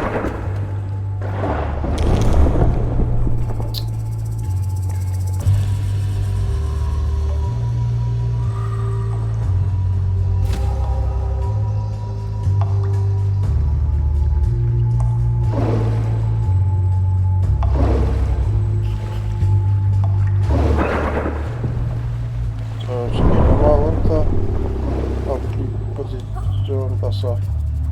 Warte, noch nicht. Okay, jetzt... Ach, schade. Da war ein bisschen zu langsam. Aber knapp dran. Ja, ich bleib da unten immer hängen. Ich kann nicht im Speedmodus das verschieben. Das geht nicht. Ich muss genau den Mittelpunkt finden, wo er gerade nach oben ist. Okay, jetzt.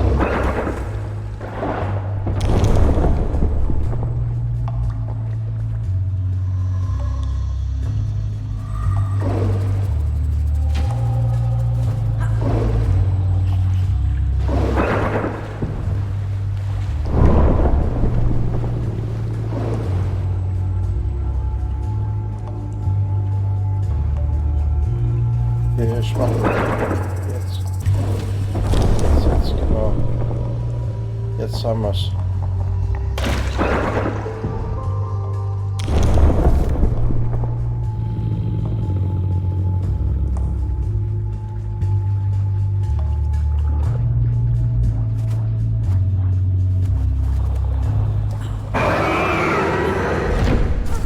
Anguyak tit luting anguyal gurom tigut kekka awengak pak pamengagun.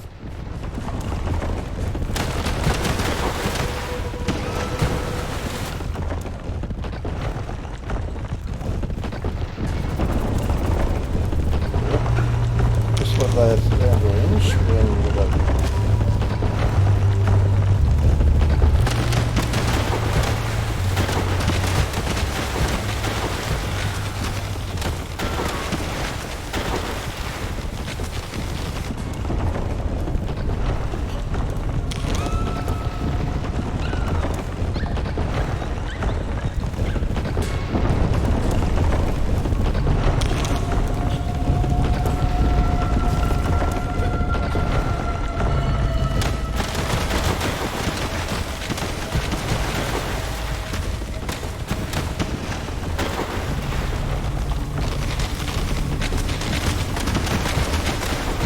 Nein!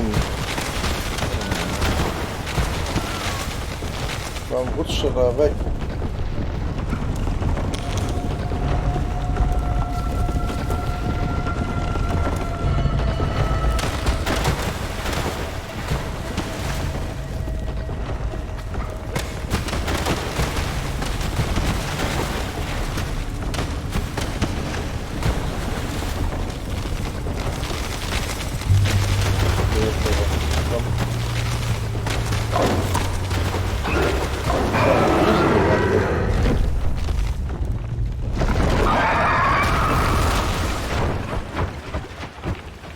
Annahuding asin katagala romin uyang nin aglan awengakpak kivirok. Imerme asi matupkahuni ukak tomi kepalomin. Iyak tullapahuding ang ilyat mon olaktut akilyak kaklugo awengakpak. Igling ngamin kubetsahutik pakannegat ilan norating anak simaromin tagimin.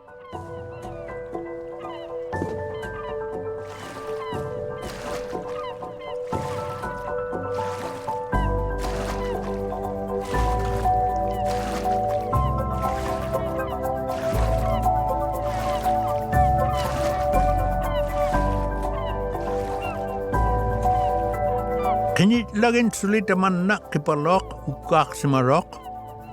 Tabrani awing ngakpak sisurok kipalomi narramun. Sikubin lapaklu kipalok taman na.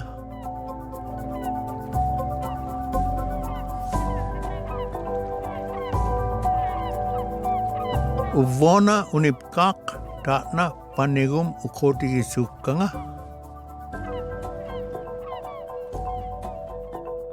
Bin mal gespannt, ob wir jetzt alle Eulen haben.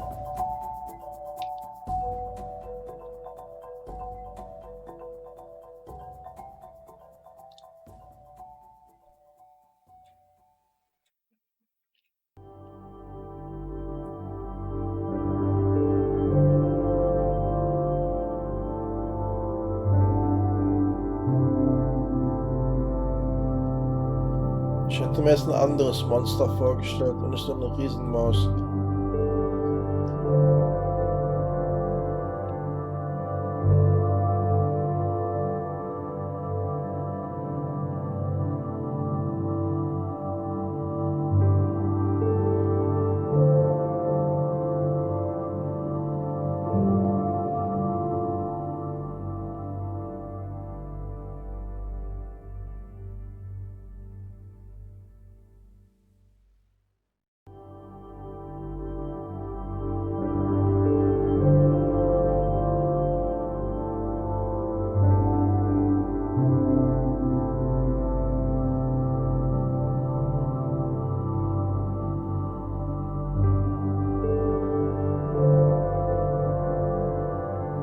Ja, war nicht einfach.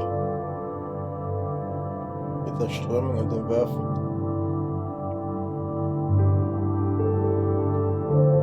Hast du gesehen? Hast du gesehen?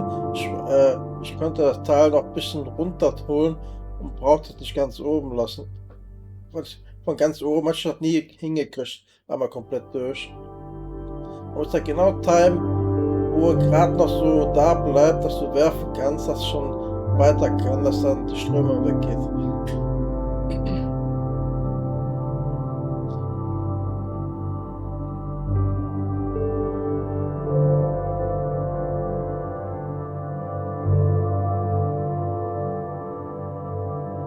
Naja, ein Rätsel war es da nicht gerade. War ja nur ein bisschen logisch denken. Die Eulen suchen ist schon fast ein Rätsel. Wenn wir jetzt gleich wieder eine zu wenig haben, dann müssen wir ja wieder los, um die zu suchen.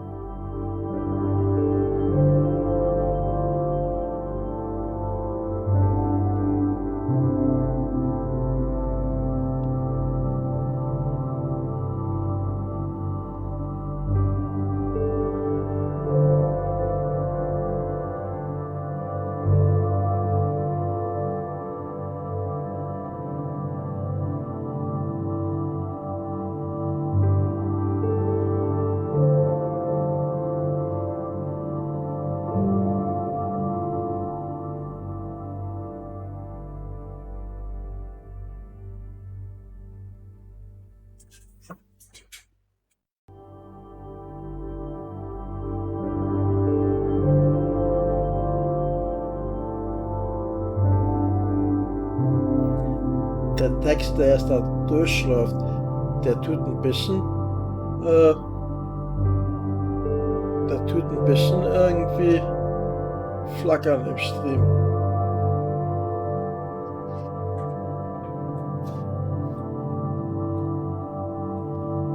Bist du noch da? Weil ich sehe gerade keinen Ausschlag bei dir. Seltsam. Du hast mein Mikro ausgemacht.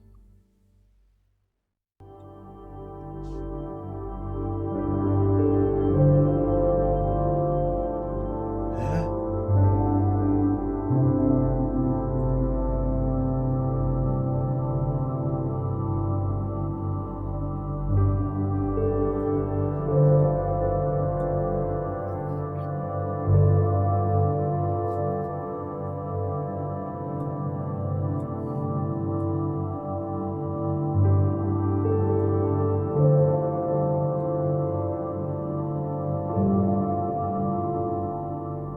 komisch. Jetzt ist mein Steam aus. Ich mach den gleich mal wieder an, wenn der Text durchgelaufen ist.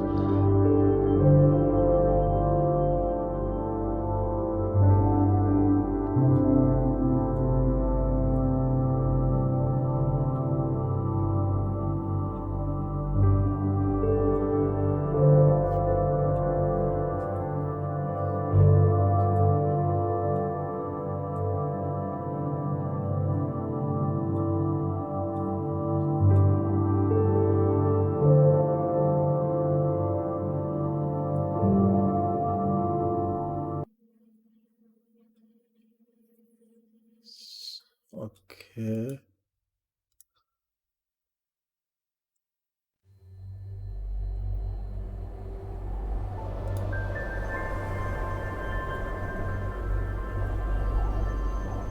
Seltsam.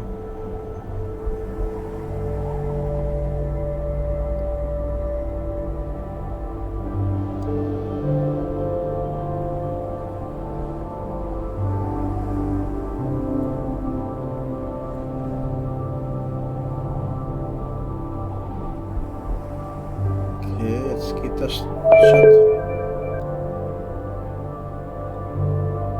Seltsam. Bei mir war gerade Steam weg, also hat ausgeschaltet einfach.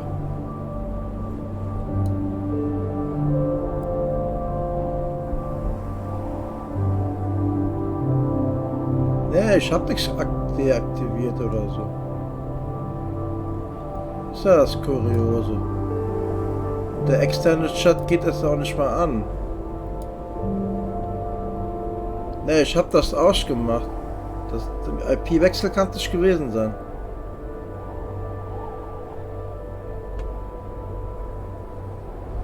Ja, warte mal. Ich tue dir mal... bist du wieder drin im Spiel?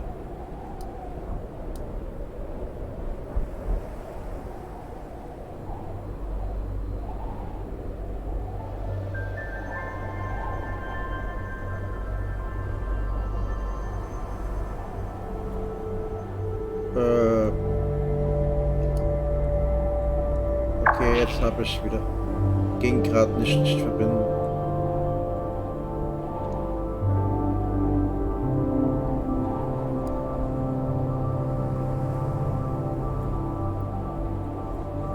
Ich habe dich doch gerade eingeladen. So, jetzt ist die Anfrage wieder unterwegs.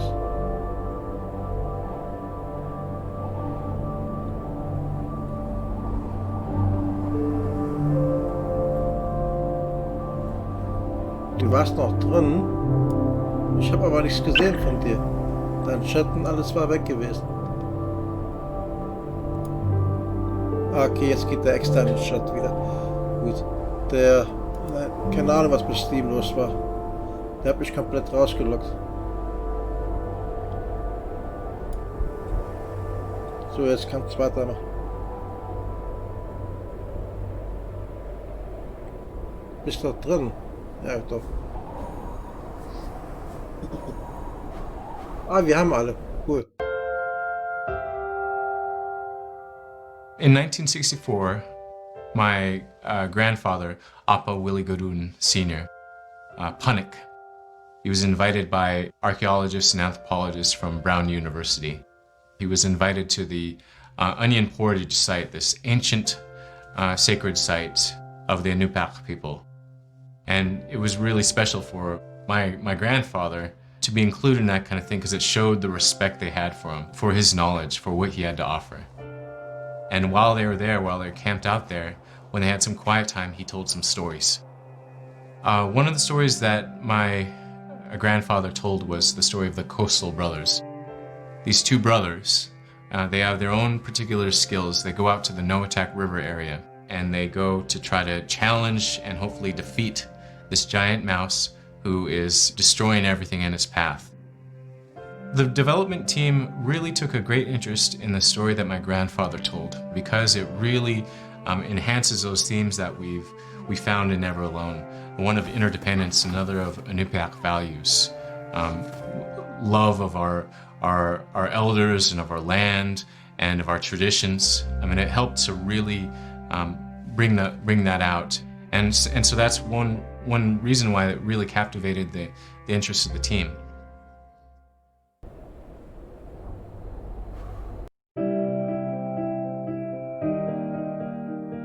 I wasn't raised here, but my mom talked about how it'd be so dark.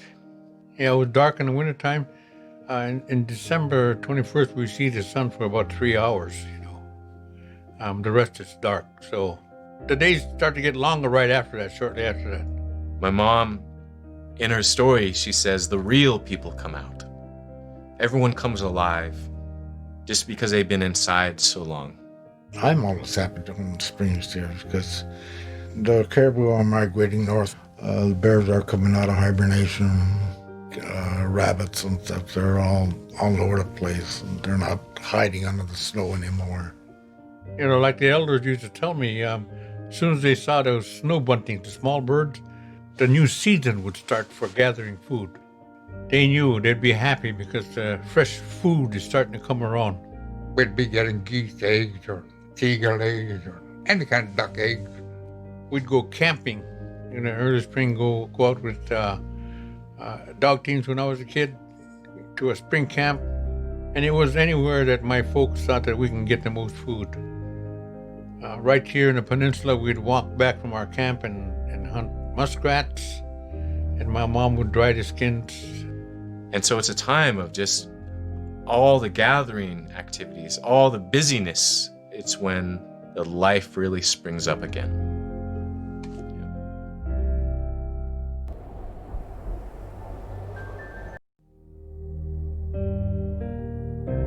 Because we're all Inupiats, upriver, along the coast, I'm considered coastal. Taremi means I'm next to the ocean. Kumi is up the river. And I'm proud to be a Taremi because I can hunt out there where those guys can't. I was taught to be aware of all the conditions out there. In fact, a friend of mine, an elder, he's passed away since. One year he came down, he had a small boat, just as the ice was going. He followed the ice down from Cayena, okay? And he came down, he says, Willie, I come down just to go see how you guys hunt. Let's go. I said, okay. I got my boat ready and we took out.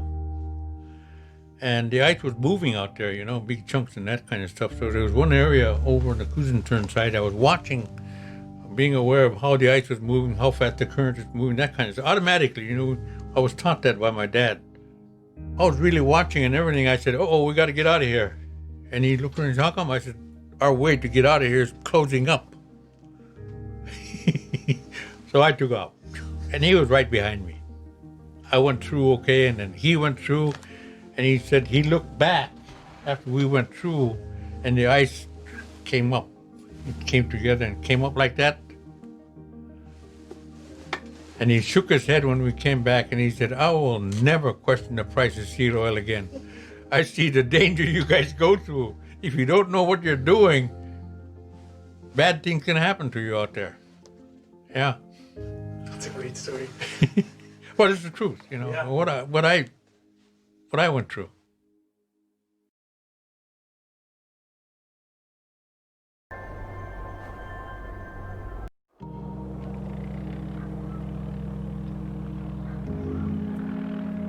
That's my dad.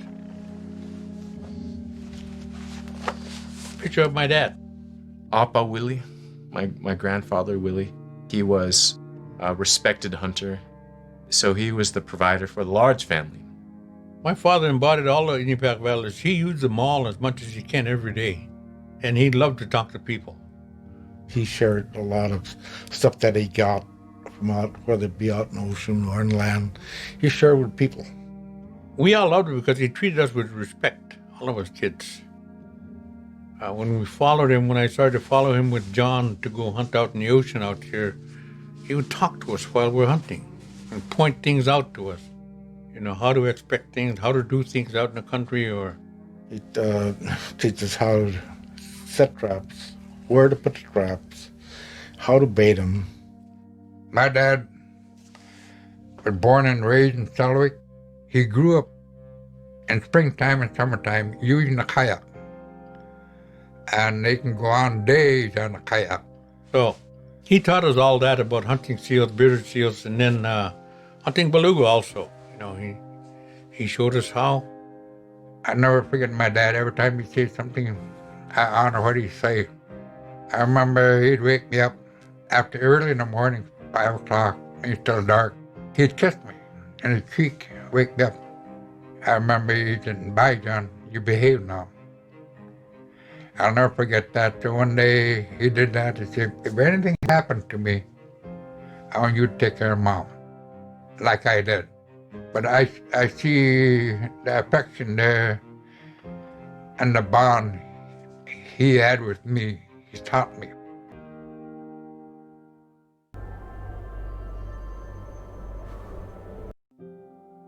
So to really reinforce Inupiaq values, the things that our elders identify that's important to them, we really thought of respect for all things, respect for the animals in particular in this case. And so we've added a prelude to the story. An experience with a little mouse is where Nuna and Fox, they forget to respect this little mouse. Something that my Uncle John just told us is that you only go after animals if you intend to use it for food. You don't play with it. You don't mess around with it or tease it, even if it's all in fun. Well, once Nuna and Fox defeat the giant mouse, that's when they learn their lesson, where the mouse comes back to them, their little mouse, their friend. And this story really, it's about respect for all things, respecting all animals all the time, never forgetting to respect them. And that's an essential Inupiaq value. It's one of the key things that our elders always talk about.